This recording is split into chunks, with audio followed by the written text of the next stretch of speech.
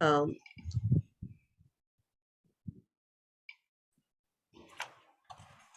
Today we have with us Dr. Uma Maheshwari Shankar, the principal from SIS College and also head of the Department of Philosophy.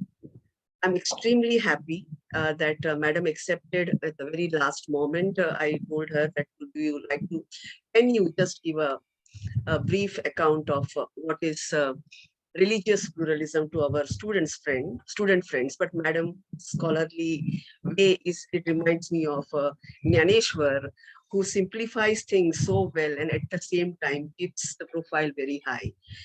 And it's highly spiritual, highly philosophical, and we all know her very well.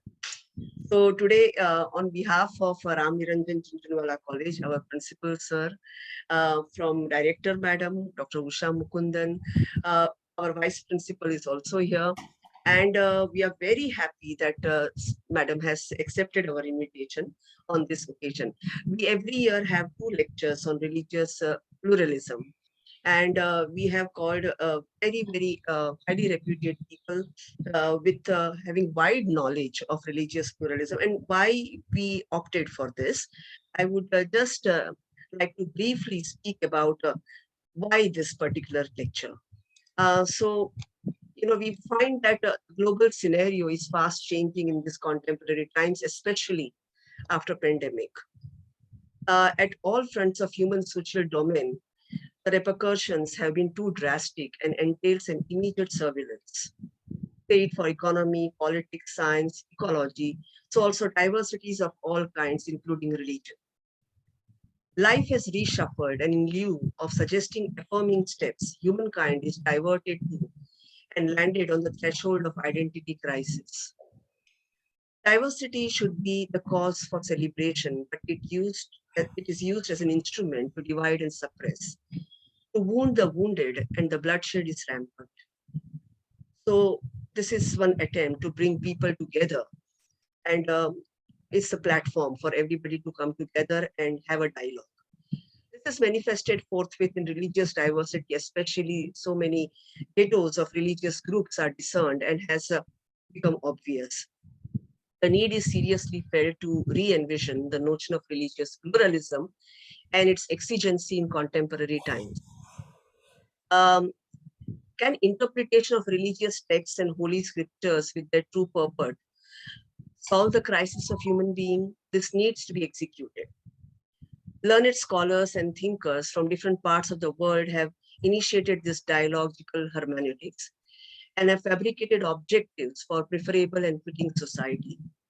We have Paul Tillich, R.B. Braithwaite, Davy Z. Phillips, Gabriel Marcel, John Caputo, and today we have Dr. Uma Shankar, among many others, who have introduced commendable work to install a platform for open dialogue in matters related to religion. The philosophies of these maestros who entered into those areas which remained uncharted for long. These philosophies unlatch the doors of religious dialogue for religious pluralism, and a sheer leap from monologue to dialogue is de facto comprehended. This is the basic exigency of contemporary times, so peace and harmony can be envisioned. So we have with us Dr. Uma Shankar, a scholar in the field of religious studies, will further elucidate the concept of religious pluralism in Indian context. So this was a small introduction, which I thought is very important to be spoken about.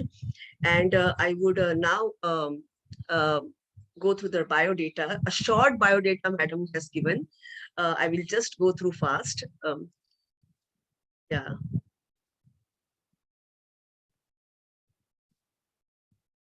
Dr. Uma Maheshwari Shankar, who is a principal, head Department of Philosophy, SIS College of Arts, Science and Commerce, Sion West, Mumbai.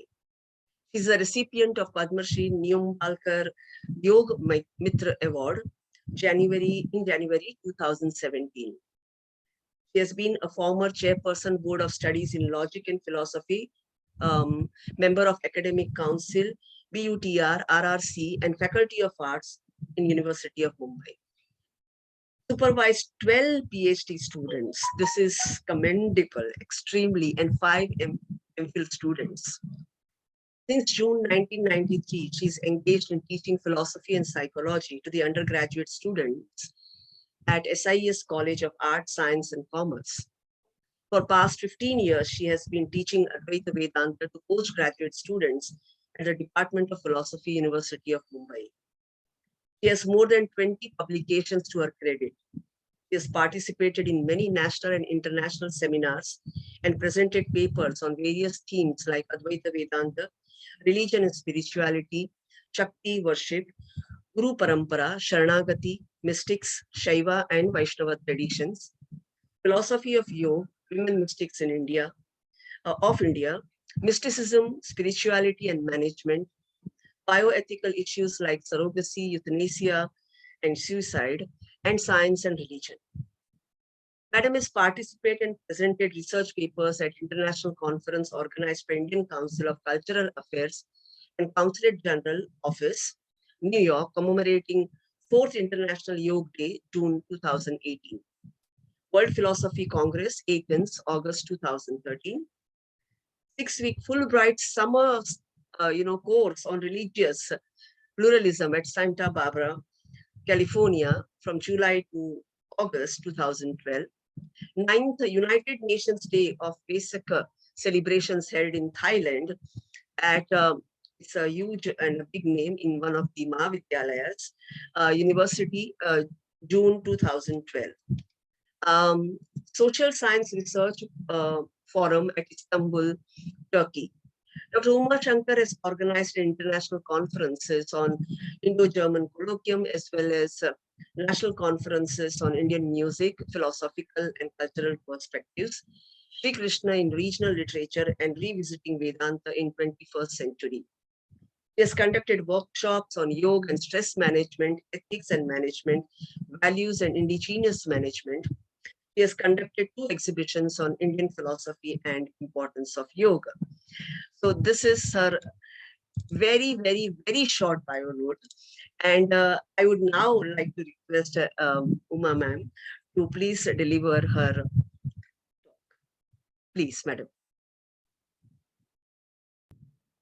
Thank you, Dr. Thank Amit. you so much for being there. Good evening, and it's a pleasure and honor to meet a wide range of people from different corner of India, the world, to have come together jointly to think and debate and discuss on a very, very passionate theme, religious pluralism.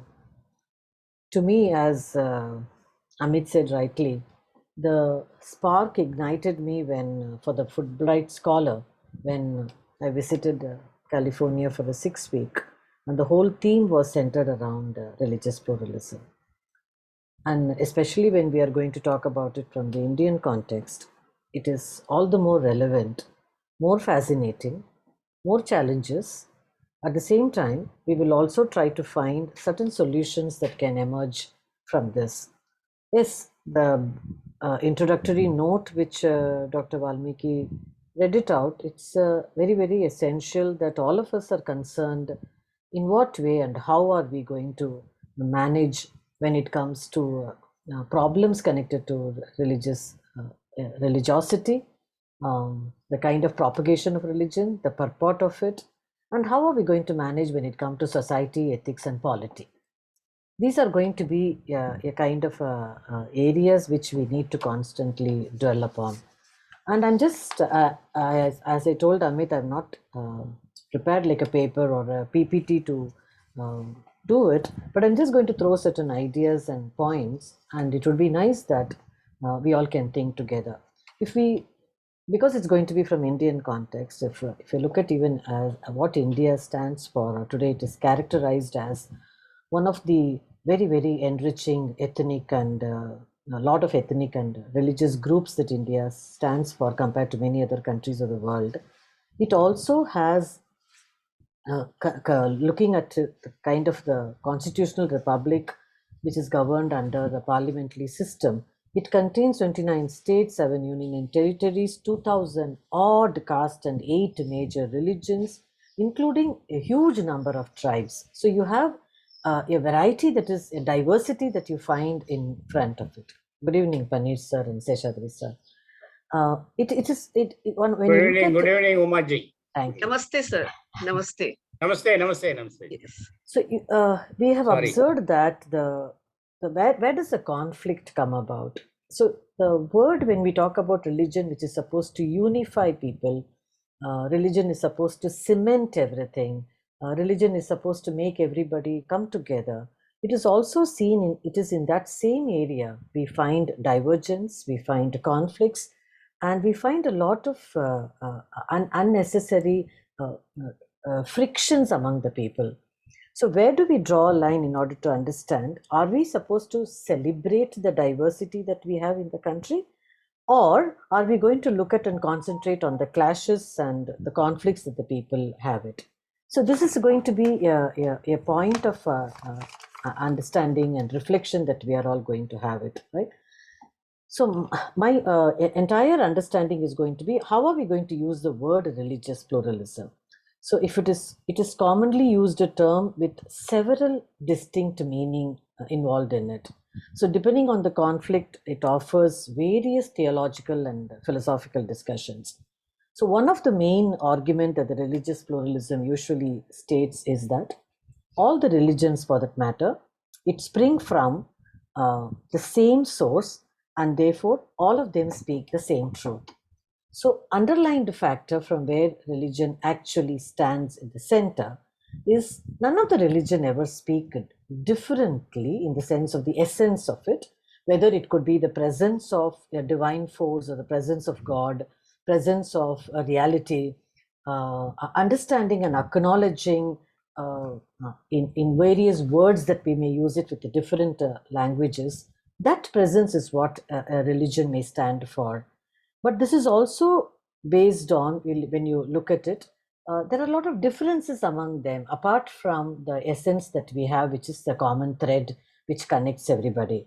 So those theological and philosophical differences, when you look at it, we will start questioning whether do all the religions speak the same truth, the same in the same voice? Does it reach the same kind of people?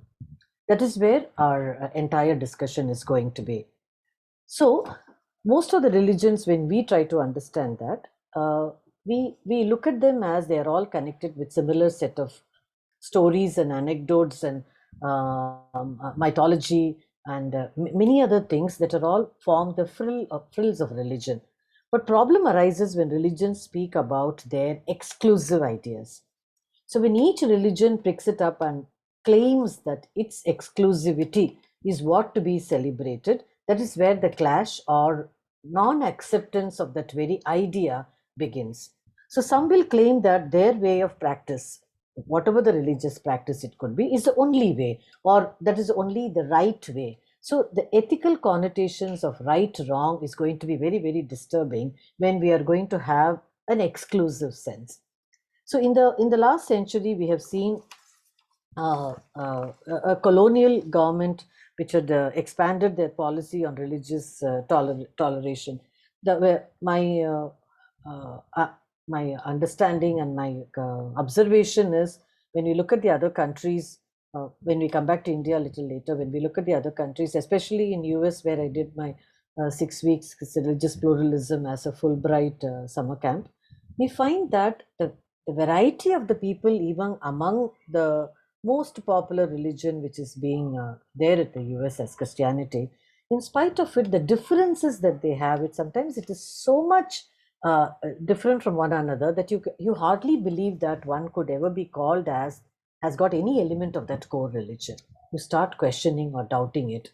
And that is what I observe is happening with all the other religions, including in India, what is happening. In so much of dialectics we have, so much of languages, so much of caste and tribes. So you have indigenous religions. So pluralism, when we talk about it, the very word brings about more than one, more than two, a phenomenal number of a variety that is in front of us.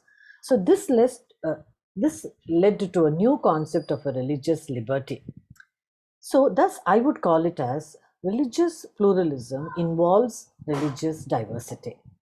Through a kind of a census or a public polling system, one can check the people and their particular faith. That's what the census actually do it. But the religious pluralism, by its very definition, includes that idea of an inter-religious dialogue. I think that is where one has to reach out or end our entire journey, the misunderstandings and the concepts which are all very disturbing in a society. That is where we need to have it. Because without a dialogue, without a samvad, vada can be always a debate. When it comes to samvada, I think there could the possibility of a meaningful discourse and possibility of a multiple faiths can can easily coexist if there is a dialogue. So India has, if in the Indian context, if you look at it, it has a very long history in the testimony of its tolerance to a lot of religious diversity. Now, Christianity came to India with Saint Thomas in the first century AD, and long before it became popular in the West. And Judaism came to India after the Jewish temple was destroyed by the Romans in 70 AD. And then the Jews were also expelled from their homeland. So both the Christians and the Jews they existed in kind of a predominant Hindu India for centuries without even getting prosecuted. So the Hindu religious is naturally becoming very pluralistic. Automatically, when more number of people with different faiths come together, that's how we have the flavor of pluralism. So the Hindu religion has no theological difficulties in accepting the degrees of truth in the other religions. We never had a problem about it, right? And therefore it emphasizes that everyone actually worships the same God, who may have a particular form or not, whether a form or not, as well as it can be in a pantheistic manner. This acceptance is very, very strong and very age old as far as India is concerned. So when we talk about a religious pluralism as a doctrine, as a phenomena, it is a belief that one can overcome religious differences between different religions and also the conflicts within the same religion. What is most intriguing and most fascinating is the glaring difference among various religions. We are able to see it, and we talk about in terms of in the multicultural studies and multi-religious studies and all of them. But we also have a lot of differences and conflicts among the same religion. Why? If it is whether if Christianity has got so many types of subsects and so much of divisions among them, Islam has got, Hinduism has got, perhaps Judaism it is little less. We have this kind of a variety of splitting into various bits and chunks, and each one of them claiming this part of the thought process that I align myself to that religion is what I claim as my religion. So for most religious tradition, the religious pluralism is based on non-literal view of one religious tradition that allows the respect to the followed, whatever the religions others are following, between different traditions in the core principles rather than in their marginal issues. We are not so much concerned about marginal issues. That's one of the reasons why we accommodate all the chitbits that you have in one particular religion together with when it comes to all of us together, we put them in one basket. So religious pluralism is a kind of an attitude which rejects focus on immaterial and irrelevant differences and instead gives respect to those beliefs which are held in common.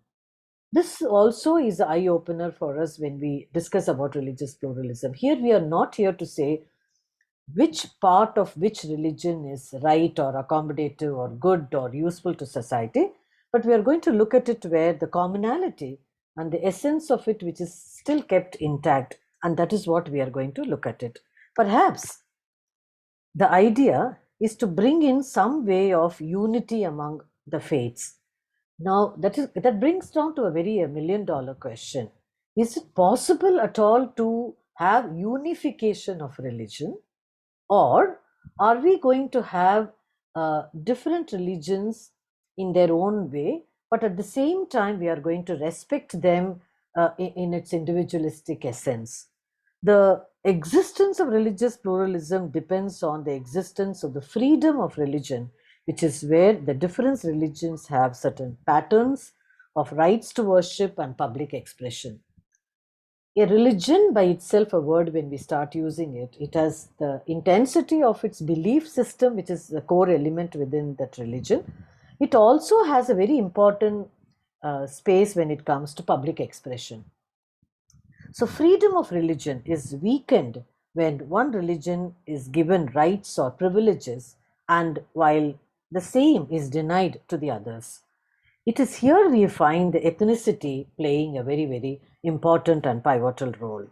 So, what happens then to the idea of, we spoke earlier about the interpersonal or interreligious dialogue and accommodation of all these thoughts into one, at the same time respecting the very presence of various kind of ideas which the religion has stood for centuries, and still we want to give importance to all of them. So the conflicts and challenges come from when there are frictions among the people on many issues. This is where in the name of diversity, it gets camouflaged into idea of a conflict.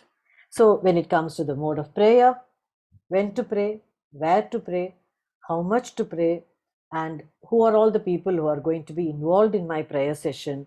It could be the mode of celebration.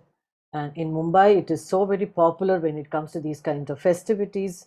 When whether it is Ganesh Chaturthi, the amount of noise that gets into it and which is disturbing the other people, and that is the way we want to show off. We want to celebrate religiosity in that way. It could also be the expression in a particular language, which is so very common when it comes to India and in the religious text. When we talk about it, what happens to Sanskrit as a text, which has brought a lot of philosophical tenets into its religious expression, and in the Bhakti tradition of India and all of them, and then various other languages that also contributed towards that, and identifying, respecting, and those appraisals are also so very important. And the kind of languages which are all used in the religious text, who understands them, who interprets them, how is it interpreted, are those hermeneutical studies are being even respected today? Is it being validated? Does it have a social approval? Does it have even an academic thought towards that, which will make these kind of interpretations more valid, more useful to the younger generation, where so many students are today? And these kind of interpretation, who is going to validate them? And then we are going to define, based on all these questions, does still the religion stand by itself tall and as deep as deeper the ocean is today, in order to get the essence of a religious experience? Is a thing that it's also bothering me as much as it must be bothering all of you. So the poverty, unemployment, illiteracy are all just few economic things that come to my mind, to name a few, which have been haunting this country for decades, that all of us know. So the political parties are thriving on the support of many of those religious groups, minor cults, faiths, etc., in order to resolve their issues. So, at one side, you find the philosophy preaches that all are one. Satyam Ekam, we say that there is only one faith. Vipra Bahuda Vadanti, we say everything is being told differently. And these should not have distinctions among the people in the same class, caste, creed, gender, all of them. That also we are aware of it. Because when it comes to somewhere, when we go slightly beyond religious studies and the area of, when we touch mysticism, everything that we are talking, all this gets completely washed away. Because whether it is a world mystics or Indian mystics, when we look at them and their lives and their contribution and their works, we have a plethora of people who have contributed to the area of mysticism by expression of their mystical union, the mystical experiences, which has been, of course, very private, very personal, very subjective. Maybe definitely a question of rationality may come in. which the mystics do not much like about it, because it goes beyond reason, and there's no real room for reason. So we have, and what do they actually do with in that space of those mystical movements? They are not defining themselves through the lexicon of religion, and that is where you find, yeah, there is a kind of a leap, the possibility of a leap religion offers. But what happens is, when we are influenced by all these pointers that we spoke about when it comes to a society or in a polity, we do not look at the leap of faith, that leap of experience, but we get bogged down by the the the peripheral, the marginal understanding of a religion, and we think those are the strong pillars that will hold the religion intact for different centuries. Yes, many of the religions have stood to the test of time. We don't deny that. But after many struggles taken up by very many leaders that come to our mind, and the reformists, right from Rajaram Mohan Roy or Gandhi or Ambedkar, and all the other, over a period of time, when you look at so many of them, that kind of a class struggles have taken up only to bring down an understanding that let there not be bloodshed, and let us understand the core element of religion and let us keep it intact. One thing is certain, we keep telling this in various forums, that India has never waged a war with any country in the history of it, right? But there are enough internal strife and internal conflicts, internal fights that keep us all the time engaged. We don't have to go out and fight a war. There is enough within the country itself in different nomenclature. So, if at all the main purport of religion, if it has to include the values and the ethics and the moral codes and the altruistic nature, which is also propagated in a religion, and the philanthropy and charity and compassion, we talk about all of them, which are so essential, then every religion actually can trace its source to one of any of their text, quote unquote, the text that they believe in it, which one may undergo various interpretations. So, what a religious messiah, or I wouldn't like to call him a religious founder, because they're all thought processes that have come over a period of time, and they have engaged in a kind of a dialogue in every century, and so many people have joined hands with them, and that is how you find the interpretations and the readings of it have undergone so much of change when it comes to same religion or the same text in multivarious so many forms of it. And the text, which is supposedly the background or the spinal cord for every religion, because it goes back to the source of a textual study, that itself has undergone a lot of interpretation, and a re-understanding of them is also happening, which is essential, of course, because we are going to look at the old wine in a new bottle, as we say. Our new thoughts has come into the picture. We have a different way of looking at it. So readings that highlight and deliberate on various dimensions, on very important points, and consider regarding the methodology, or a kind of a content analysis of the various texts in a linear and a functional mode. When we do all that, little do we ever realize that we have just enough religion to make us hate, but we don't have much enough to make us love one another. And that is the sad story of where we have taken religion with ourselves over a period of time. It has been observed that when we blindly adopt a religion, a political system, or even a literary dogma, we become automations, and we cease to grow, we cease to reflect, we cease to rationalize, we cease to think on any other way of interpreting certain things. So religion has become, though we define it as a very dynamic and changing and yet a very complex phenomena, I remember how Dalai Lama echoes that all major religion traditions carry, basically, he says, the same messages, that is love, compassion, and forgiveness. Even today, we don't have a single religion which discards these three. The flip side of it, if all religion is talking about love, compassion, and forgiveness, the fundamental question that comes to our mind is why there is a religious strife then? Why there is so much of hatred? Why there is why there is a sense of non-accommodativeness?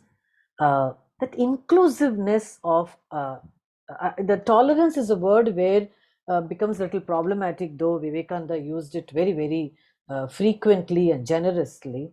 But more than tolerance, I would believe that if can there be an attitude of acceptance, that very sense of acceptance will allow me to accommodate other people having their own way of uh, talking to their own God, or talking about their own God theologically, and having a conversation which is giving them a lot of peace. The bottom line is religion heading towards peace and harmony, or is the religion is going to be a kind of a raw material for all kind of conflicts, all kind of debates? So when it comes to India, the idea that comes to my mind is India has got a very highly complex, multifaceted, and very colorful social mosaic we have. Uh, Although characterized by a vast spread of cultural diversity that we talk about and the heterogeneity that we have, the mosaic is neither chaotic nor it is very messy, because we have traveled a lot. India is one of the oldest civilizations, and we have traveled much with a lot of people, and it has not created so much. But we find a noticeably a kind of a pattern wherein the socio-cultural diversity draws its strength and substance from India's composite culture and the traditional thrust. And that is where religiosity also emerges. The culture that has evolved over centuries through a process of assimilation and amalgamation of such diverse cultural influences, which all come from the hordes of invaders. Ours is also a kind of amalgamation, I would call it, because Aryans, whether the Shakas, whether the Huns and the Parthas and the Mughals and the Europeans, finally specifically the British and the Islamic influence, all that has given a kind of a variety to the Indian. So over the centuries, the Indian ethnicity has got its identity amidst its diversity. So definitely, the religion also gets churned through this culture and tradition. And therefore, some scholars opine that two other commonly accepted characteristics of the spectrum of ethnic diversity in India, it deserves a kind of a good attention. One, that there is no subordinate dominant pattern between the ethnic groups.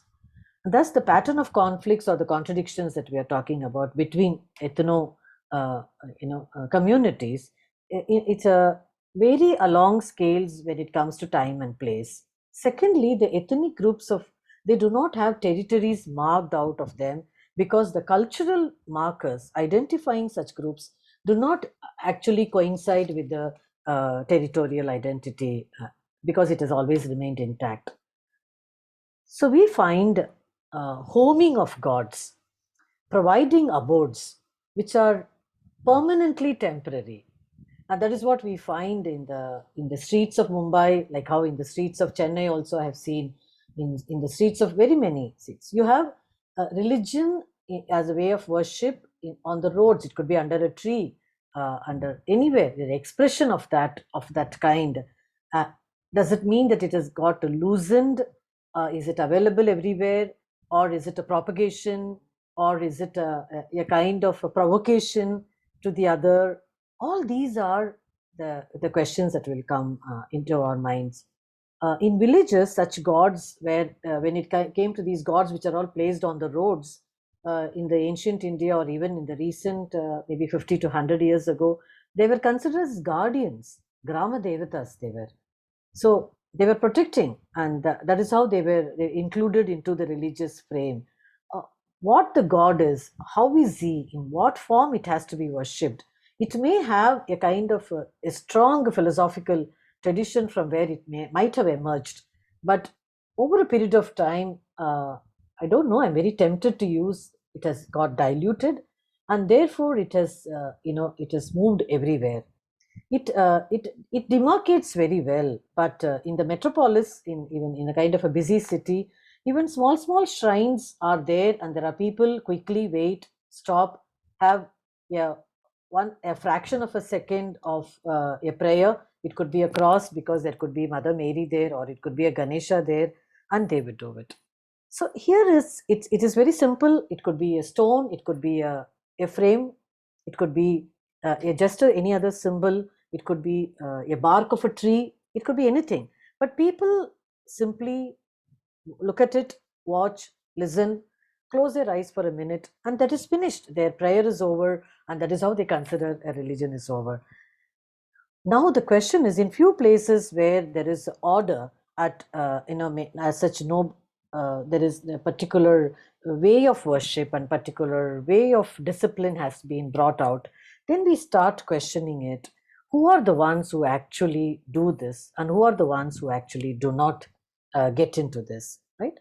So what I want to, I'll not make, let us have some discussion. I'll just try to conclude because it's a very heated talk. I just want to say that it is a time to check what the pivotal role of religion is. Is it to show the path of liberation, or to aid in leading life without pain and suffering, or to transform the society? Is that a kind of a promise that a religion has? Or to bring a global peace, which is a very catchy word today, or a universal harmony?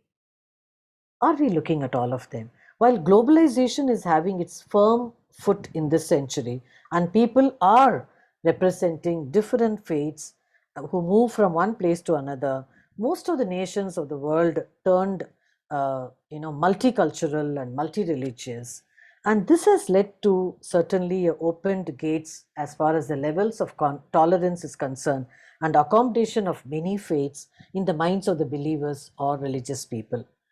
Now, my question to the young minds who are all here today, the future of religion lies in what then? In its becoming more pluralistic, or is it to reform the existing religious practices with a scientific temper? Or is it going to make giving us a better, meaningful exercise for us to reflect on? Will religious and religious practices provide a solution in future?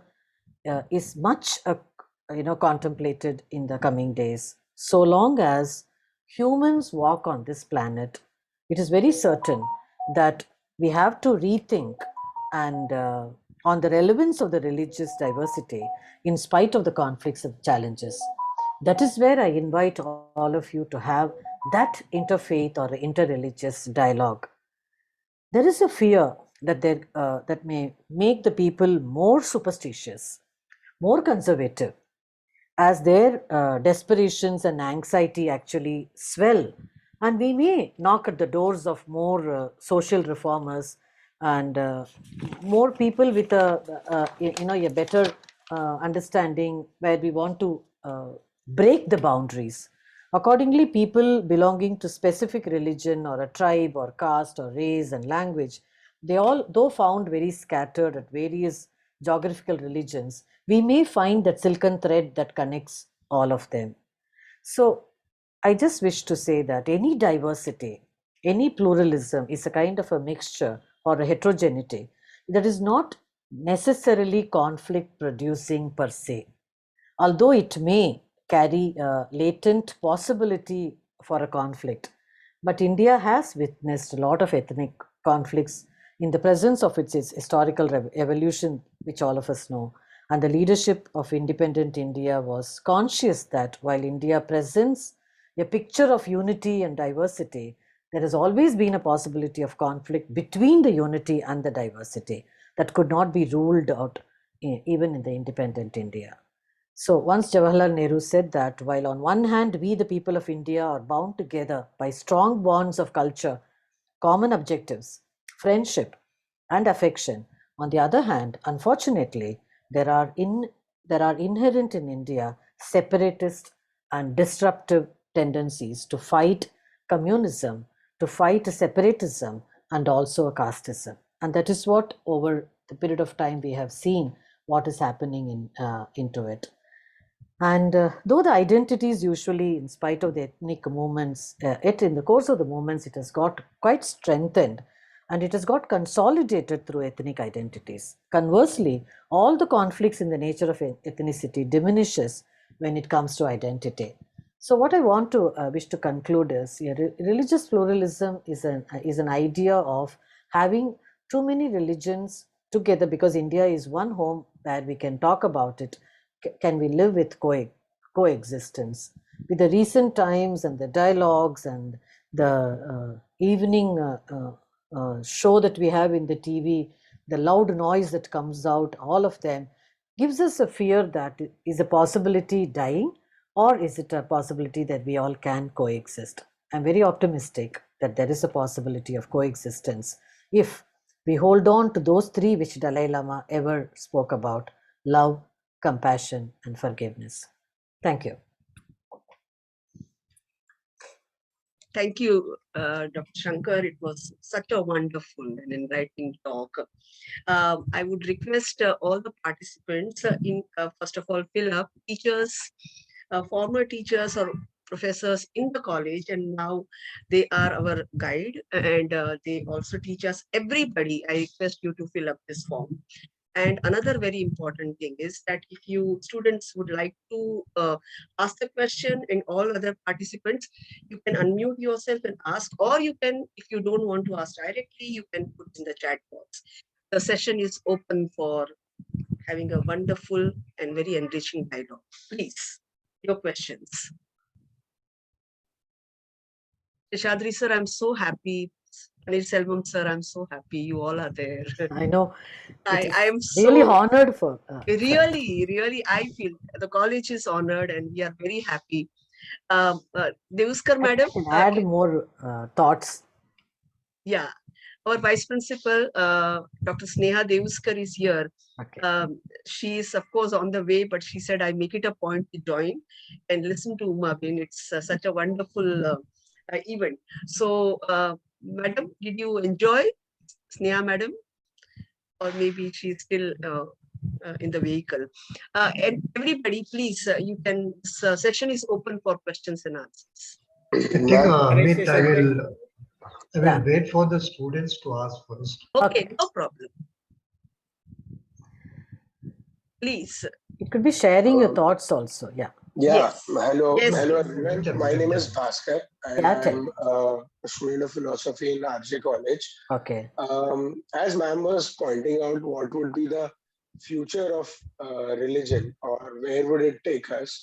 I feel, ma'am, if the truth is one and it is only being propagated differently by various religions, then the mystics of all religions must have more similarity and common things among each other than with their own people who are not mystic, So I believe mystics of all religions should make sure that we are united as one. So you feel that they should be the torch bearers to bring the religions together? Yes, ma'am. At least in today's time, where people are not easily, ready to have faith. But within the religion, even the mystics are not accepted, not wholeheartedly taken in. But the idea is very interesting. Yes, you find some kind of a solution that can come through the mouth of the mystics. Yes. Thank you, Bhaskar. It was very nice. Please, friends, student friends, please, if you have any question, otherwise all our dear friends are here who would like to have a real fruitful conversation. I think Teshadri sir, please point.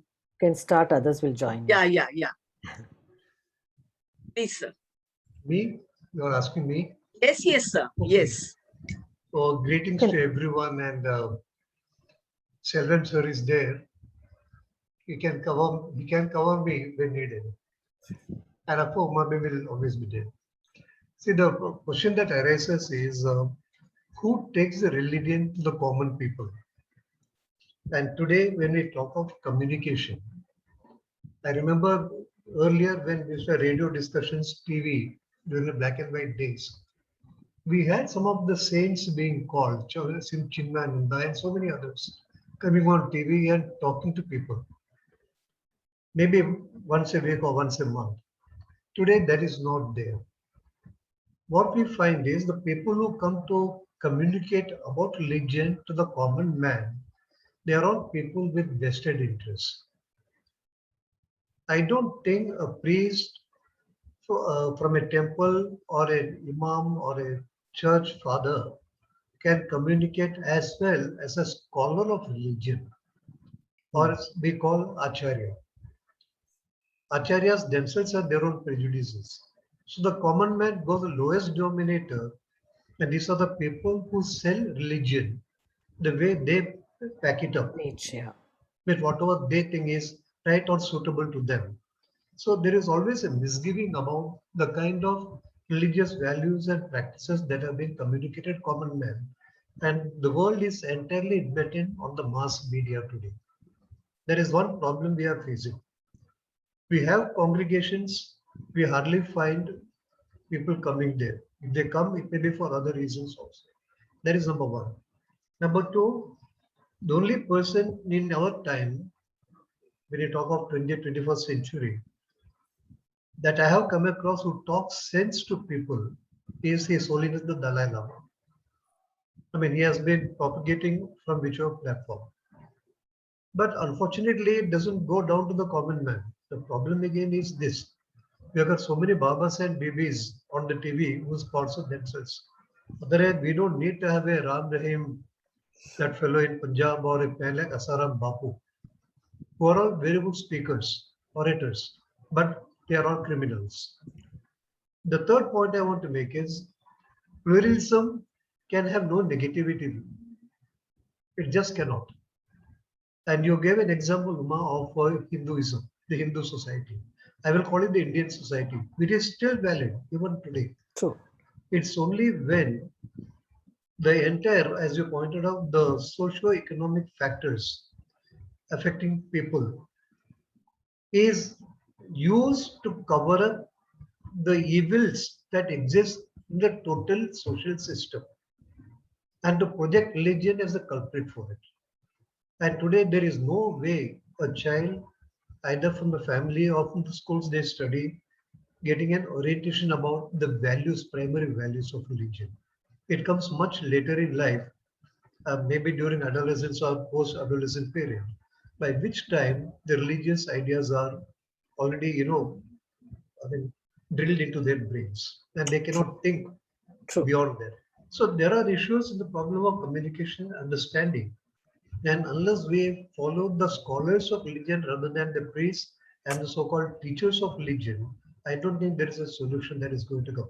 But at the Sure. same time, the point you made about what you call the word homing of gods, I like that phrase. Wherever people go, we carry our religion with us. At least for a few days in a year, we represent that in the multi-million country internationally where some of us have traveled, we find that it is being accepted. There is no bar on that. So long as we keep it to ourselves in our private life, there is nobody, even in Gulf states, it's happening. There are temples, people go worship, but there is no public display outside the temple. So that way, coexistence is very much possible. Religious True. coexistence is very much possible because it is not tolerating somebody, it is accepting the other's culture for what it is worth. And that has to be our basic focus. I hope all those who are younger to me here, certainly the students, they carry this with us. First, say there is nothing wrong with any religion. It is about the wrong ideas and the wrong practices because religions cannot be stagnant. All religions have to move with the time. When I talk of globalization, can religion solve the problems of mankind? No. It is not meant to solve that.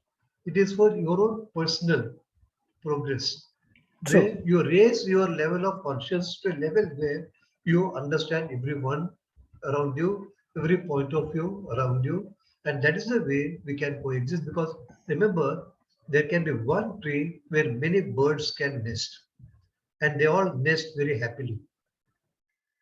Yeah, We have there is got a question. one apartment where we can settle down with many people. True. We should have the same attitude to that. So I am not asking a question because you covered it up. I am only elaborating a Very little good, on sir. It's a very Thank you so interesting, much. very correct certain points that you made it more clear. Yeah, there is a question from Alfia Sheikh asking, is atheist Okay, people... Okay. Yeah, atheist. I have asked her to simplify the question or explain the question actually. What does she mean by this? Alfia is a very scholarly student, but I didn't get your question, beta. Can you just put it in? You can unmute and speak. Yeah, you can unmute and speak, Alfia. You were saying something. They are not believing. Yeah, atheists are those people who don't believe in God. Fine. See, when we are talking, Okay. Yeah, Alfia, you want to say something? Ma'am, why this happened? People एकदम से वो लोग believe नहीं करते God पे, तो क्यों होता है ऐसा? It is their individual way of looking at it, isn't it? They find there is, without a need for believing in it, they are able to live as long as a human being is able to lead a good life. Is God essential or not is totally another topic for debate, right? So whether it's not the question of which kind of God or what culturally and ethnicity and religion today we spoke about it. Whether God alone is essential for one's life is an individual choice, absolutely. And if some people are having it, truth होगा ना? Pardon? Sorry ma'am disturb you, but एक ही truth होगा ना ma'am? एक ही proof किसके लिए? Truth ma'am, fact एक ही Truth, होगा ना? yes, correct. Truth is same, but if these people the atheists consider the truth in a different form, just leading a good life is what is ultimately good. अगर बहुत सारे के truth हो गए तो फिर हम कैसे identify करेंगे? बहुत सारे manifestations of the truth होते हैं बच्चा. It is not the truth itself becomes. So, क्योंकि एक ही truth होता है universal तो मैम. Correct. एक ही truth होता है, but all the others, when they look at it as different manifestations of that, it appears as though there are so many truths. And that is where the conflict begins. So if, of course, I do understand there are atheists who are all good human beings. Why should they not be? They will. That's quite possible. We are not discarding the humaneness out of it. Religion could be one way of making everybody humane, everybody more conducive to live in a particular format. It supposedly aid, and if there are a group of people, definitely, without that I can still be wonderful. Why should they not be human beings, a good human beings? That is not neglected at all. But our central today's focus was on understanding those people who are having different faiths, different pluralistic idea about religion. So all of them are believers of the religion, and therefore the pluralistic thought comes from. One who is not having that idea of God at all, they come absolutely into a different format. Getting it? Ma'am, Yeah, Alfia. Ma'am मुझे था कि अभी जो एक person है वो believe करता है बहुत गॉड पे, मतलब उसका विश्वास है, और जो है कि नहीं है उसको, जैसे नास्तिक है वो, तो अभी जैसे कि वो जो पर्सन है जो बिलीव करता है वो उसे बोलेगा कि तू बिलीव नहीं करता है, तू उस पे विश्वास नहीं करता, तुझे बाद में, मतलब जैसे कि बाद में तुझे पता चलेगा जहन्नम में, या तुझे कुछ मतलब तेरा नुकसान होगा, तू मतलब बेकार वर्स हो जाएगा तेरा. Oh person, does he believe that? A Yes, person who believes in the religion will believe all the words that are written in the text, right? One who does not believe in it, he will not believe in these words also. He will think that even that is his own conviction, no, Alfia? It is his own conviction. That would be very different. And therefore, a person who believes in it, he may be, I will not even call it as God-fearing, it could be more God-loving. But a person who is not believing is absolutely a separate category, who could be definitely, undoubtedly a good human being, could be leading a good life, not having controversy with the people around, not creating temper tantrums with society or with family. Possible. he thinks that the very life I'm leading, that itself is enough for me. I don't need an extraordinary element above me which will look after me or which is going to be moral policing me. He believes he doesn't need that. It is an individual choice, Alfia. Who is correct, who is wrong comes from one's own conviction. Panvit Selvan sir, you can have a final word. No final word. First of all, I congratulate you for your wonderful presentation. And I thank my good friend, Professor Amita ji, and the college principal for arranging this wonderful lecture. And I am happy to see our senior professor, Professor Sheshadri ji, and other friends. I mean, your talk opened a new perspective, I would say. Because I feel, I mean, towards the end of your talk, I think you made a reference to that. An hermeneutical understanding or interpretational understanding of religion is a must. This is something which is very much essential for the 21st century. True. For the main reason that we have been understanding religion from our own perspective from the time immemorial, but it is a high time for us to look at religion from a different perspective. It is a fact that each and every religion is based on three important factors. The first one is the unity of human race. We call it Vasudhaiva Kudumbakam. And secondly, there is a divinity of man. And thirdly, there is essential unity of religion. This is what each religion speaks about. But the main problem, in fact, you made it, I noted down some of your very beautiful points. You raised this question: when all religions speak the same truth, then why there is exclusiveness? This is a very, very important point, because people think that people belonging to a particular religion might think that their way of understanding religion is the best one.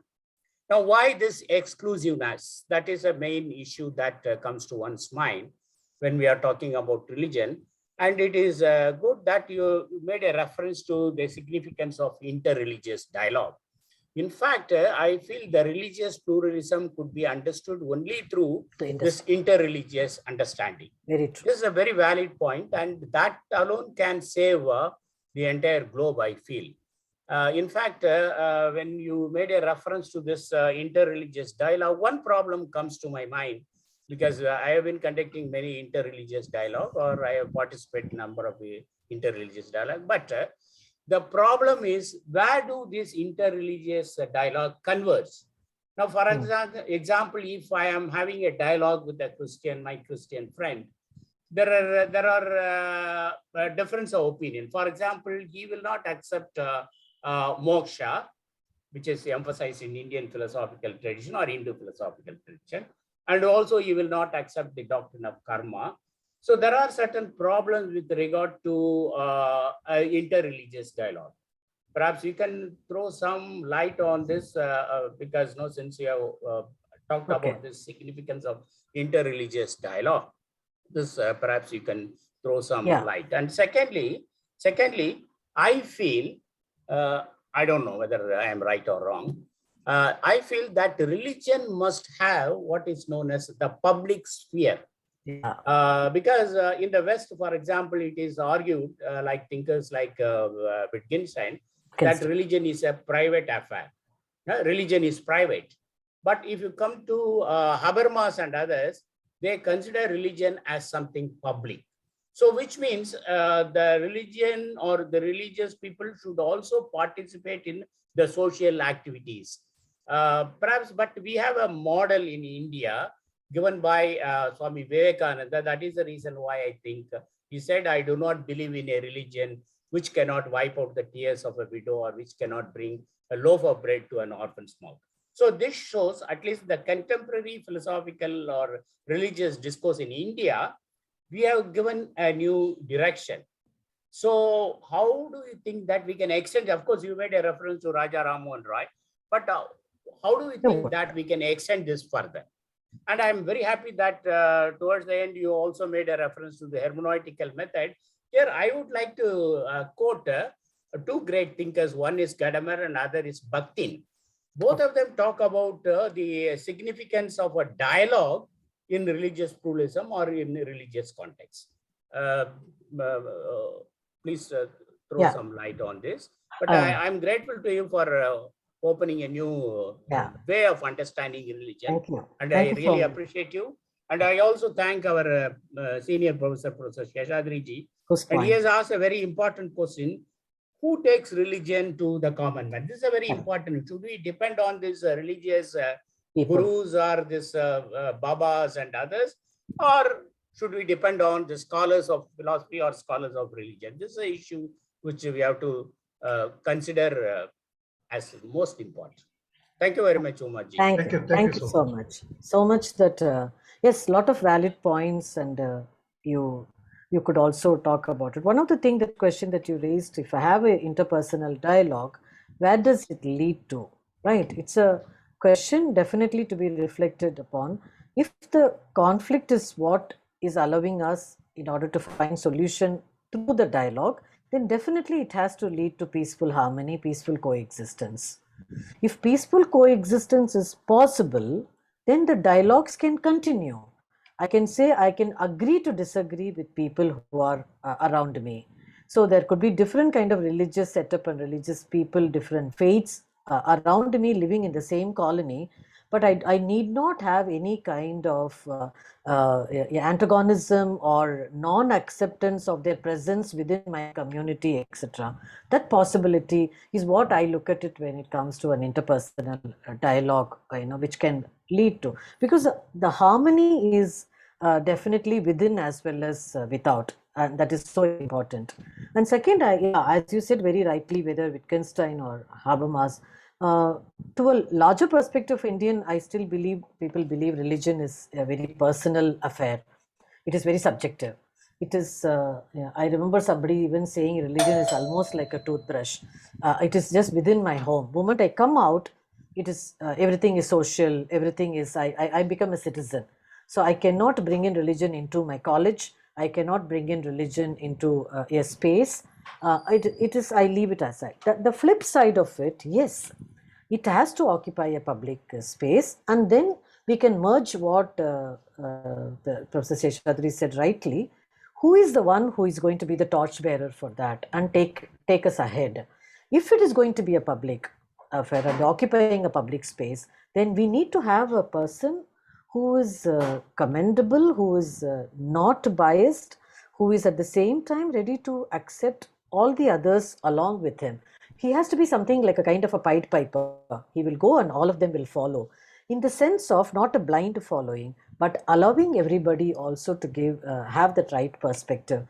But the question will always dangle on our head is, how do we validate or accept such people?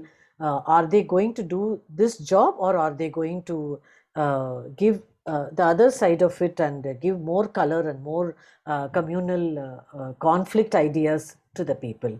Then the division and the divergence become very easy, and it will split the society into pieces. And that is what at sparks we find in the history of India also. At many times it has happened, and these sparks have divided people, and slowly we cover the balm, we cover the wound, and not to add more salt into it.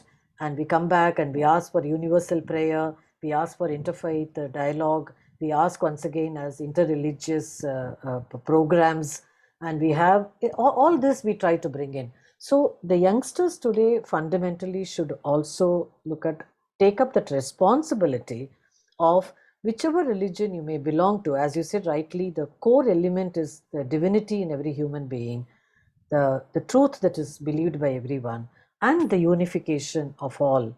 If this is accepted in toto, then a true religious person, quote unquote, cannot bring about any conflict neither within nor in the society. That is what I feel. Thank you, Professor. Thank you. Thank you.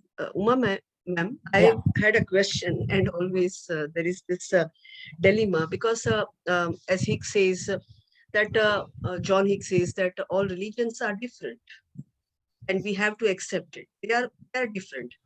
Um, Even in hermeneutical sense, as Sir also Panirselvam Sir also said, because I dwell into religious language, which is my area of interest, and I think considering this point, the commendable contribution made by Martin Buber or Jaspers has been very good because they initiated a journey from monologue to dialogue, and this is required. My point is that if they are different, why we talk of the same truth? Even the concept of moksha or nirvana or salvation or all these concepts are actually very different from each other. Why don't we open-heartedly say that they are different and they don't come to the same point, but why don't we celebrate the diversity? As Asgarali engineer used to always say that why don't we celebrate this diversity? And we are so lucky that we are in India. Therefore, I asked you to speak in Indian context, that we have all the religions at the same time. And what is making things difficult, hermeneutics intended, that why this language open-heartedly is not being interpreted in present context? See, two ways I look at it, Amit. One, when you talk about a religious language, yes, a religious language, or rather, what is the purpose of a language itself? It is supposed to, in a normal sense, a language is meant for communication. When there is a multilingual, which is also one of the color and genre of India, you find that itself is creating so much of problem. Linguistic conflicts also are arising when it comes to India, which is very unique, unlike other countries, right? When you're talking about a religious language, all of them are speaking the same language because the content in the language is the same. Yes, a very valid point. If the truth is same, why all of us are not looking at the truth the same? I have a very a simple, a kind of an analogy which, as a student of philosophy, my teacher had, for the first time, gave this analogy, Dr. Dave especially. He said that if I bring a box of sweets to the class, and which contains a peda and a laddu and a chocolate and a rasgulla, Diwali time, all the names come to my mind. I give a box of sweets and come to the class and ask you, each one of you is supposed to take only one sweet, right? According to the love and the passion you have for a sweet, you may pick up one thing. And if I ask you for the justification, why are you doing that? You will have enough reasons for it.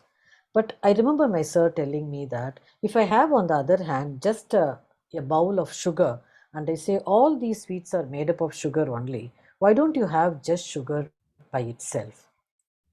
It is the sugar in a particular form is what is alluring. The sugar in a particular form is what I'm asking.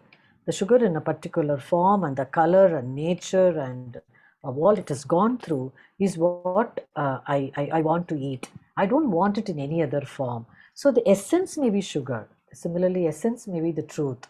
But I want the same truth or God to be looked at differently, spoken differently, understood differently, written, and as Sir said rightly, it is interpreted also differently.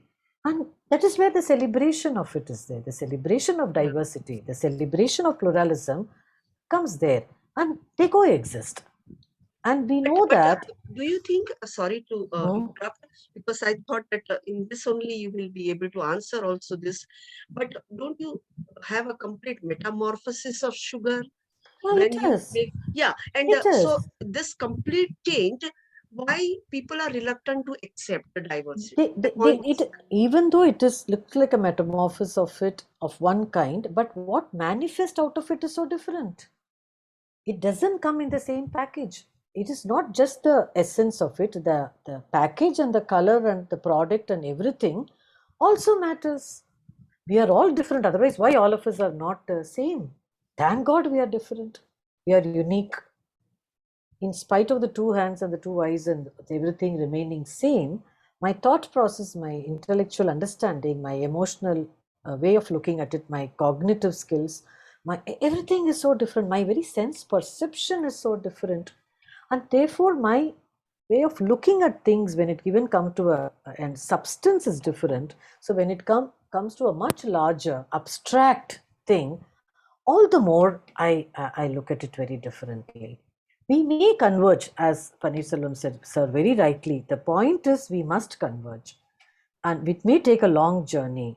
And some people may go ahead, but we may take many more people along with us, and then reach a point of kind of a peak where we will find what you eat or what I eat or what you enjoy or what. That is where the divinity in every human being will be perhaps experienced by everyone, which, as Siddhant or another student said rightly, Bhaskar said rightly, the mystics have done it because they took their own path.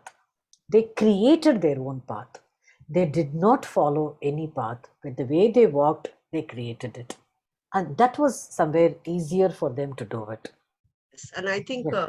in this journey of expounding the mystic word, we have been at many junctures together. Yeah, Thank very you for true. being my guide, friend, philosopher, and guide. Thank you so much, madam.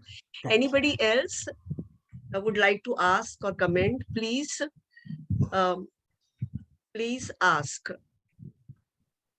Students, dear students, it is for you that, every year we organize this particular 2 lectures, and we want you to please speak about it, because there is gradually the building of extremist ideology, which is being gradually being developed, and people are going to their poles, extreme ends, and there is so much of violence in the name of religion. It reminds me, if John Caputo, who says that one who is not religious is not having the feeling of love. So a person is loveless if he is religionless. And I think a religion should teach people to love each other, and not making an instrument or a weapon to bring about the divide in the society. So shall we wind up the program? Sure. Yeah, Thank you. it was extremely. No, ma'am. Yeah. Yeah. Oh, sorry, Pooja, you have a question? Yes, ma'am एक question है. हाँ. Last term, short, keep it short, Pooja. मतलब बहुत सारे religion है suppose, hmm. But Suppose हम नहीं है. Hey, what suppose? Suppose नहीं है. हाँ. बट वो तो बट मैम है, तो हमारी रियलिटी कौन सी एक ही होगी ना, क्योंकि यूनिवर्सल ट्रुथ तो एक ही होता है ना. थोड़ी इतने सारे मतलब रिलीजन में ये वाला मेथड वो वाला मेथड, नहीं. एग्जैक्टली कौन सा मेथड राइट है मैम? पूजा, मैडम तो आंसर देंगे ही इसका, वो तो देते हैं, लेकिन अनेकांतवाद थियरी हमने की है ना. I know. We should हाँ, understand अनेकांतवाद that. हमने किया है ना. हाँ. तो अनेकांतवाद पॉइंट ऑफ व्यू से देखो ना. It is. केवल It's accepted. केवल ज्ञानी है, वो उसे पूरा ट्रूथ मालूम है. तो आप केवल ज्ञानी बनो. ट्रुथ तुम्हारे लिए राइट होगा, मेरा ट्रुथ मेरे लिए राइट होगा, तो फिर चलेगा. ना, ऐसा हाँ, नहीं चलेगा है. ना. वही तो कह रहे हैं ना कि आप केवल ज्ञानी बनोगे तो इसका उजागर आपको हो जाएगा, उसका साक्षात्कार हो जाएगा. हो जाएगा. You have to venture into it. And in the process, you will include many more along with you. Possible. Okay. So we stop here, and on behalf of the principal of RJ College, Dr. Himanshu Davda, on behalf of our director, Madam Dr. Usha Mukundan, she was very glad when I organized and I told her about the program. And on behalf of all our vice principals of RJ College and all our teacher friends and colleagues, I thank you from the core of my heart. Reena has clearly said my apologies to Uma ma'am, and I'm missing, but we have recorded it. And the link will also be available on YouTube. You can always go through it. Extremely thankful, Uma. It is always a pleasure and honor, and it's my privilege that you just accepted the invitation and spoke so wonderfully. It has opened up vistas of knowledge, especially on religious diversity and accepting religious pluralism. And there are various ways in which religious pluralism is being defined and explained by different philosophers. But here you brought out in a very simplified form. And initially also I told you that you seem to me like Naneshwar, who is highly philosophical and spiritual, but in my language you spoke, which I understand. So thank you once again Thank very you. much for accepting our invitation. All dear friends, student friends, teacher friends, my friend philosophers and guides, all are there. Thank you so much for gracing the occasion. So I call off the program and thank you once again. Thank you, sir. Thank you, everybody. I also declare that you are all invited. We are going to have in January 3rd, 4th, and 5th international seminar on religious philosophy and praxis. And of course, the formal invitation will come to you all. Thank you so much. Thank you. Take care. Bye. I end the program. Yeah, sir. Bye-bye.